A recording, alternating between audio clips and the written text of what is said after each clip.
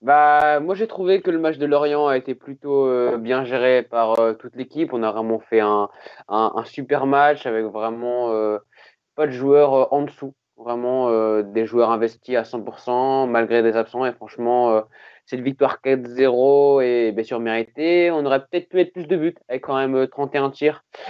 Franchement, on aurait pu en mettre plus. Maintenant, 4-0, c'est un score qui est vraiment satisfaisant. Mais s'il y a un bémol à mettre, et c'est bizarre de dire ça hein, quand tu gagnes aussi largement, c'est de dire qu'on aurait pu en mettre beaucoup plus. Et puis qu'on s'est quand même fait peur en fin de première mi-temps parce que Lorient a eu une vraie contre-attaque solide sur laquelle, sans un exploit de Mike Maignan, on rentre au vestiaire sur un partout un peu moins serein. Quel bonheur. J'ai pris un plaisir à regarder ce match, alors que souvent les matchs du dimanche soir, je regarde la première mi-temps, puis il se passe plus grand-chose, alors du coup, voilà, soit je zappe, soit je fais autre chose. Et là, j'ai pris du plaisir, et voilà, j'ai vu une équipe qui a pas arrêté de jouer, qui a marqué voilà, 4 buts, tout le monde l'a dit, mais qui a pas arrêté de jouer. Ça n'a pas été qu'un match avec du gros physique, comme souvent en Ligue 1. Ça a été technique, ça a été vraiment un jeu très très sympa à voir regarder. Les gars sont enfamés. À 3-0, ils continuent. À 4-0, ils continuent. Et en effet, Galtier leur dit de continuer. Euh, Ils ont un appétit féroce. Moi, j'ai pensé en regardant le match à un cannibale et j'ai aussi pensé à ce moment-là au vrai cannibale, à Eddy Merckx, et en me disant attention, Eddy Merckx remportait tout, il ne se laissait rien à ses concurrents, et quand c'est le cas, ben, ce qui se passe, c'est que tu fais peur à tes concurrents et les mecs, ils élèvent leur niveau de jeu. Donc, on a vu ça contre Brest, une première mi-temps, la première mi-temps de leur vie, de la saison. Ils n'avaient jamais aussi bien joué. Et j'ai un peu peur que sur les matchs suivants, ça fasse ça. On va vraiment être attendu maintenant. Au milieu de terrain, on les a vraiment, vraiment bougés, quoi. On a eu deux moteurs qui sont Tcheka et André qui ont été énormes. Un Bamba étincelant. Et ça, c'est au niveau du milieu de terrain, ça les a vraiment bougés. Enfin, on les a un peu fait bouger. Et pour que ça arrive, pour que ça se passe comme ça, il faut absolument que l'équipe soit concernée de bout en bout. Alors, je ne sais pas si Lorient aurait pu mieux faire. Après, leur tactique à Lorient, je n'ai pas trop compris. Hein. Je ne sais pas comment ils voulaient jouer. Je ne sais pas. Je sais pas s'ils voulaient jouer sur leur attaquant qui va vite et puis tenter un contre, un coup de temps en temps, ou s'ils avaient un truc plus abouti. Alors, ils ont été aussi desservis par une défense qui était vraiment catastrophique, hein, entre leur charnière centrale, Gravillon et Laporte, où on peut vraiment dire que Gravillon était sur une chaussée glissante et Laporte, c'était la porte ouverte dans la défense lorientaise. Et en plus, pas trop soutenu finalement par les cadres de l'équipe, Jérémy Morel, qui n'était pas très hardi sur ce match. Et après, au niveau sur le chat, bah oui, après, on dit aussi vraiment que quand David n'est pas là, n'est pas aligné, ça se sent au niveau de l'impact. Et c'est vrai qu'au niveau impact, il pèse beaucoup. Ça me fait souvenir un peu à un joueur comme Bakary. On n'aimait pas trop non plus. Mais Bakary, quand il était devant, il pesait énormément sur la défense. Et grâce à lui, quelquefois, on gagnait aussi des matchs. Hein. Donc, on verra ce que ça va donner un peu par la suite. Mais bon, après, c'est ça. Pour les plus anciens, la différence pour l'instant entre Bakary et Jonathan David, c'est que Bakary marquait Oui. tout dit. Bah, clairement, oui, il y a une crise. Qu'on le veuille ou non, il y a une crise. Que Galtier soit obligé de faire une sortie dans la presse pour dire bah écoutez, j'en ai marre, je sais pas où ça va, je veux savoir où est Campos, je veux travailler avec lui. Pour qu'il soit obligé de faire cette sortie-là, c'est qu'il y a une crise. J'espère que cette crise ne sera pas trop grave, parce qu'on a déjà un club qui est bâti sur un équilibre, un montage financier dont je ne suis pas assez connaisseur pour comprendre comment ça marche au juste. Si en plus on doit se mettre avec un montage sportif compliqué, ça va être compliqué. En tout cas, moi je suis inquiet si vraiment Campos décide de partir et de s'investir plus dans Football Manager plutôt que dans le LOSC. Ouais, ça m'inquiète un petit peu parce que ce qui a été fait de bien, en tout cas ce qui est visible, je trouve que c'est Campos qui l'a bien fait. Mais il y en a un dont on n'entend pas parler du tout, c'est notre président. Ou en tout cas, moi je ne l'ai pas entendu. Et c'est peut-être aussi à lui de faire le ménage et de faire, en tout cas, de taper sur la table. C'est le moment peut-être de le faire et pas forcément qu'à Galtier de le faire. Donc. Ah ouais, je pense que ça me paraît compliqué tout simplement parce que le système du LOSC est très compliqué. Marc Ingla qui est directeur général mais qui est aussi actionnaire du club, enfin, c'est vraiment très compliqué hein, le système du LOSC. Après, moi j'attends quelque chose, je pense que beaucoup le souhaitent, c'est le retour de Luis Campos. Ça sera dur, mais en tout cas on espère vraiment qu'il va revenir parce que c'est vraiment l'atout de notre projet. Cette crise, elle est larvée depuis le mois d'août. Donc, c'est les médias qui ont fait ressortir des choses, alors qu'on sait que globalement, il n'y a pas grand-chose qui s'est fait. La réalité, c'est que depuis plusieurs mois, les mecs peuvent plus s'encadrer. En point d'orgue, on a le contrat de Rémi qui n'a pas été renouvelé pour 100 000 euros, qui devait, a priori, être versé à un de ses représentants et qui n'a pas été à la dernière minute en raison de négociations justement de dernière minute de Mark Ingla. Et donc, on serait sur un truc où Campos lui dit écoute, moi, je t'avais dit de signer à ces conditions, tu ne l'as pas fait. Et Ingla, il dit je fais bien ce que je veux, c'est mon rôle aussi d'économiser de l'argent, de faire attention aux deniers. Et puis après, il y a Campos, le magicien du football. On n'a jamais vu un mec générer autant d'oseille dans le monde avec le football. Toujours tendance à voir la bouteille à moitié pleine plutôt que celle qui est à moitié vide, en disant je pense que, à la limite, non, le LOSC est peut-être en train de sortir de la crise. Parce que Campos, on le résume souvent comme étant le recruteur, celui qui déniche des pépites, mais apparemment, il règle aussi beaucoup de problèmes en direct avec les joueurs, leurs agents, quand il faut intervenir, et il décharge vraiment Christophe Galtier de ces relations qui peuvent devenir conflictuelles finalement avec les joueurs, parce qu'il a des rapports de confiance avec les joueurs et les agents, donc il a un rôle au quotidien qu'on a tendance à sous-estimer, qui est important. Donc l'absence de Campos est préjudiciable. C'est deux personnalités, deux tempéraments qui sont complètement différents. C'est l'eau et le feu. Ça peut être complémentaire quand ça fonctionne bien, mais effectivement, quand il y a des conflits finalement sur des incidents liés à la gestion de certains dossiers, on prenait le cas de Loïc Rémy, ça peut exploser et à un moment, peut-être que Luis Campos en a eu un peu marre d'être freiné finalement dans certains dossiers. Et là, il m'a expliqué une chose, il m'a expliqué qu'il n'était pas là pour répondre aux journalistes, c'était pas son job. Et que lui, il avait des infos à donner, il le donnait une fois, et il n'allait pas les répéter chaque semaine, c'était pas comme ça qu'il concevait son rôle de président. En fait, le temps de communication de quelqu'un comme Gérard Lopez est pas le même que celui des réseaux sociaux, et ni celui de la presse. On a d'un côté des gens qui veulent toujours des informations, revenir sur des points, alors que Gérard Lopez, lui, l'important, c'est de trouver des solutions. Alors ça, parce que Campos, on sait qu'un jour, il partira. Il partira peut-être dans 15 jours, il partira peut-être à la fin de saison, dans un an, dans 3 ans, dans 5 ans, mais un jour, il partira. En tout cas, on devra le remplacer un jour, et je pense que l'institution LOSC, elle ne peut pas se permettre de dépendre uniquement de Luis Campos.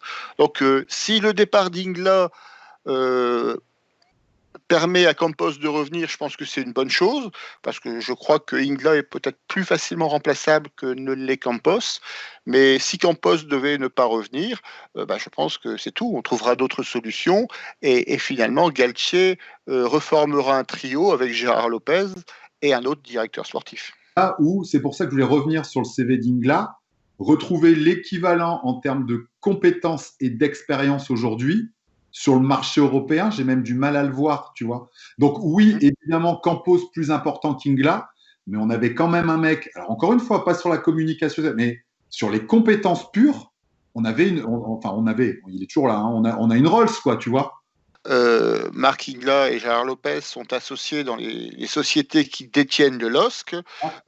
Pour défaire le mariage, c'est pas un claquement de doigts. Il y a des documents juridiques, il y a des achats de parts, il y a toute une série de dispositions à prendre. Tout ça, c'est très compliqué. Ça se fait pas en quelques semaines, et ça explique aussi peut-être le silence de Lopez qui ne veut finalement communiquer que quand tout sera vraiment formalisé. En fait, la voix du LOSC, c'est Galtier. Tout le monde, celui qu'on entend, c'est Galtier. C'est toujours lui qui parle. Et il ne peut pas parler au nom de tout le monde sans savoir sur qui s'appuyer. C'est impossible pour lui. Donc sa position, elle est impossible s'il n'y a pas un président, s'il n'y a pas quelqu'un du directoire qui vient l'appuyer. Je pense que le match, il sera un peu plus disputé que ce premier. Il y aura les Milanais qui auront envie de prendre une revanche. Je pense que se prendre 3-0 chez eux, ça leur a pas plu, avec quand même des absents, et pas n'importe qui. Je pense à Zlatan Ibrahimovic et à Rafael Leao, qui sont quand même deux grands joueurs, et surtout des cadres, entre guillemets, de l'attaque, des références. Alors, est-ce qu'il vaut mieux jouer sans Sanchez ou jouer sans Zlatan? Quel est le club le plus handicapé selon toi? Milan, je crois quand même. Zlatan, quand on voit encore le match qu'il a fait le week-end dernier, et notamment un de ses buts là, qui est extraordinaire, on va quand même affronter le premier du championnat d'Italie. C'est pas n'importe quoi, c'est pas n'importe quel club. Il faut respecter ce club. Une belle équipe de Milan cette année, je trouve, qui a réussi à se renouveler. Voilà, que c'était un club qui périclitait un petit peu ces dernières années, mais là, cette année, une belle équipe à avoir joué. Alors après, Zlatan, je pense qu'il est remplaçable, hein. On le dit souvent qu'il est jamais là devant les grosses équipes. Bah voilà, ça a été le cas au match aller, donc, mais je pense qu'il va être bien remplacé. Il y a de quoi faire devant. Milan, c'est quand même un beau groupe. L'autre solution, c'est de se dire, ben, on va faire jouer Yilmaz et David devant, par exemple, et on fait une rentrée d'Yaziki à la 50e minute qui peut les marquer, quoi. Peut-être pas être tétanisé, mais les marquer, se dire merde, il rentre ce con, il nous a déjà mis 3 buts au match aller. 19 tirs pour Naples contre 13 pour Milan et 7 tirs cadrés de chaque côté. La différence, c'est que en nombre, les arrêts de gardien, il y a 6 arrêts pour Milan. Alors on s'aperçoit que Donnarumma, pour ce soir-là, il n'avait pas mis ses gants en peau de zboob. Hein. Il a réussi à faire des arrêts, ce qui n'était pas le cas contre Lille. Moi, je pense qu'on va avoir un Milan en difficulté. Tu posais la question de Sanchez-Zlatan. Sans Sanchez, on a répondu ce week-end. On gagne 4-0, on gagne super bien et on se demande même pourquoi on n'a pas gagné 7 ou 8. Eux, ils ont une vraie Zlatan dépendance. C'est Christophe qui disait ça tout à l'heure. 10 buts en 6 matchs. Et contrairement à ce que tu disais, Christophe, parce que j'ai regardé un peu les chiffres, Zlatan, c'est dans les compétitions européennes qu'il n'est pas bon. Mais là, sur les gros matchs, il a été là parce que c'est doublé contre l'Inter, doublé contre la Roma, doublé contre Naples. On ne va pas résumer ce match à cette bataille des forfaits, parce qu'on a l'impression dans une pub pour les téléphones mobiles. Moi, ce match-là est très très important. Pourquoi ? Parce que si on gagne, on est quasi sûr d'être qualifié. Donc là, on pourra jouer plus librement les 2 derniers matchs et on pourra se consacrer uniquement au championnat. En tout cas, j'espère qu'on va surtout éviter le match de Brest. Moi, ça me fait penser à ça. C'est ça qui m'inquiète un petit peu, le match contre Milan. En plus, si ça se passe bien, on va encore une fois être un peu euphorique. Et voilà, mais je crains ça. Et je crains le coup tactique de Puel, voilà, qui a besoin de points en ce moment. Ça marche pas bien du tout, mais ils sont capables de créer quelque chose quand même avec des joueurs de talent dans cette équipe, même si ça tourne pas. Alors, je crois me souvenir que le record de défaites de Puel d'affilée en championnat, c'est 7 c'est 7 avec Lille, quand il était entraîneur de Lille. Et ben, j'espère qu'on va l'aider à battre son record. C'est vrai que Saint-Etienne sont un peu dans le dur en ce moment, étant donné que c'est une équipe jeune. Avec les jeunes, quand tout va bien, tout va bien. Mais quand c'est dans le dur, c'est très difficile de les ramener vers le haut. Donc ça va être compliqué pour eux, ça va être aussi compliqué pour nous. À noter que Saint-Etienne aussi a renforcé son protocole d'entraînement, si je ne dis pas de bêtises, lundi, avec 2 entraînements par jour au lieu d'un des fois. Donc vraiment pour montrer leur sérieux et vraiment essayer de remonter la pente du côté de Saint-Etienne, j'espère. Quand je vois encore une fois la force de notre collectif, est-ce que tu n'as pas intérêt à mettre d'autres joueurs sur ce match-là que ceux qui ont joué à Milan ? Parce que tu vois que tu as un collectif qui est costaud, donc à faire tourner pour gagner ce match-là, parce qu'il y a des gars qui ont besoin de trouver leur place chez nous. Moi, c'est ce que je ferais. Je pense que si on gagne contre Milan, et si Galtier fait tourner l'effectif, Z, comme on les appelle aujourd'hui, ils sont capables de ça face à un mec, je pense, qui n'a pas resserré sa façon de manager, qui n'a pas desserré sa façon de manager. On peut en douter. Mais moi, j'ai aussi lu des interviews où Claude Puel disait que j'ai des enfants, je les vois évoluer, donc j'ai compris que c'était plus les mêmes générations. Maintenant, il y a les téléphones portables, les machins. J'ai mis de l'eau dans mon vin.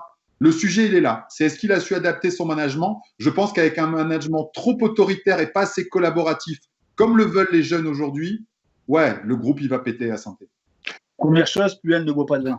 C'est la base. Il ne pas d'eau dans son vin. Ça, c'est la base. Voilà. Mec. Deuxième chose, il bat plus les gens au footing. Avant, il battait au footing, maintenant, il n'arrive pas à les battre. Donc ça, de quelque part, ça le déstabilise. Mais plus sérieusement, il a quand même ramené des gens avec lui. Il a quand même un tuyau et compagnie. Donc je pense qu'il a encore la main sur le club. C'est vrai qu'il a fait une petite build shot parce que ce qu'il n'a jamais fait à Lille, il a mis des gens de côté de façon ostensible, en disant voilà, vous, je ne veux plus de vous, vous dégagez. Voilà. Ça, il n'avait pas fait à Lille. À Lille, il n'avait pas le choix parce que vu que Valide n'avait pas bouclé des contrats, tout le monde est parti. Donc il aurait voulu mettre quelqu'un de côté, il était déjà parti. Donc c'était raté. Voilà. Après, les dernières expériences qu'il a pu avoir, que ce soit en France ou en Angleterre, ça s'est jamais très très bien terminé non plus. Donc est-ce qu'il aura encore les leviers nécessaires pour justement essayer de recréer un groupe et une équipe cohérente ? Je sais pas.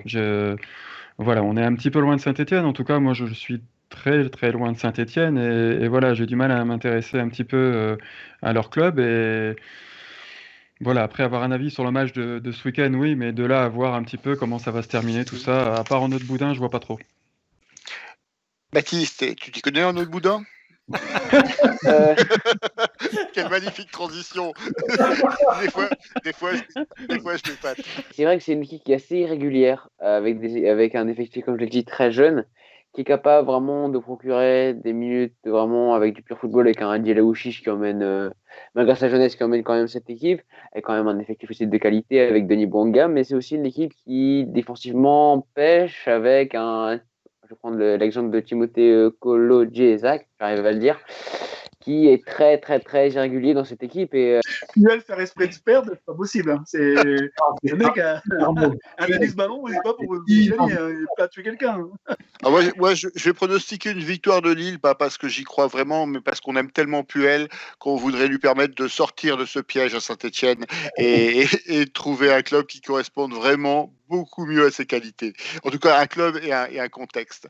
Arnaud, est-ce que ton pronostic est celui du chat? Alors, sur un chat sur lequel je viens de voir arriver Rocco Siffredi, que je salue. En tout cas, nous avons une audience qui est de plus en plus branchée, c'est magnifique.